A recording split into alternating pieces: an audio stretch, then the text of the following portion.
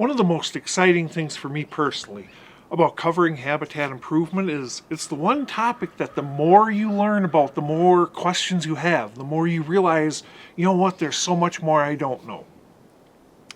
So it's easy enough to get started. It's a general progression. You go out, you buy some seeds, you go throw it in the ground. Then you realize, oh, wait a minute, where I plant those seeds matter.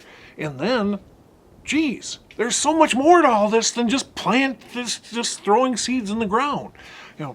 So as you progress, you end up with more and more questions. A lot of times it tends to frankly paralyze people. They learn enough to realize I can mess stuff up. Okay. Right off the bat, one way to avoid that is start small. Rather than hinge cutting 40 acres, which I never would in my life anyway, hinge cut a small area. Try to create that small doe bedding area and see how that works. Go in small steps. That way you are actually testing what works and what doesn't. Part of the reason that you can't come up with cookie cutter approaches to this, a big part of the challenge is to be most effective, you have to match your improvements to the habitat. Western habitat, heck of a lot different than Midwestern habitat. Heck of a lot different than northern Wisconsin habitat, which is different than northern Alberta habitat, which is different than Florida. All these different habitat types have different needs, different improvements that work better than others. Okay? Match your improvements to that habitat. And when you're looking at the habitat, ask yourself, what am I missing?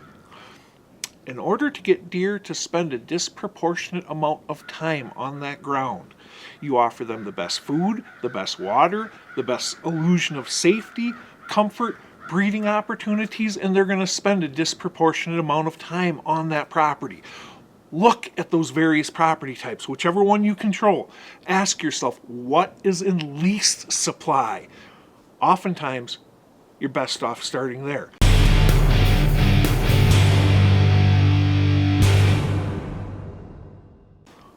Another thing you need to do is ask yourself, what purpose does my property serve in the big picture? Is my property the type where I can offer them everything that they want and need? Or is it the type that this is best suited as a bedding area, feeding destination, transition zone? Cater your improvements to your ground, how the deer are using it, and what works best in your situation, and you're going to be a lot better off.